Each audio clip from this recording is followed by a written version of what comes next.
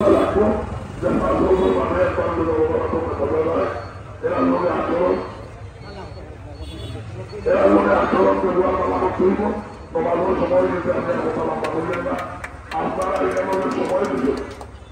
কৃতজ্ঞতা জানাইয়া ধন্যবাদ জানাইয়া আপনারা যে কোনো সমস্যায় যে ভুল বিষয় এই ভুল বাদে মন দিবা যে বিষয় না এই ব্যাপারে আগে মন দিবা আপনার বিপদ সময় আমার টেলিফোন করলে আমি একবার বাড়ি যাইব আমার উপরে এবং বাড়ি যাওয়া লাগতো না এমনি আমি চাইছিল কোনো কথা করিয়া সকলের সুস্বাস্থ্য এবং দীর্ঘায়ু কামনা করিয়া সকলের ভবিষ্যৎ শিক্ষক উদ্যোগ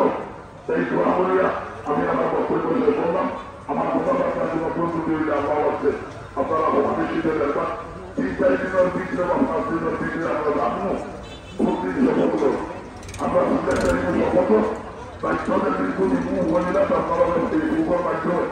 তারা কিন্তু ধরা করি সারা বিশ্বে দাওয়া করে আপনারা দেখবেন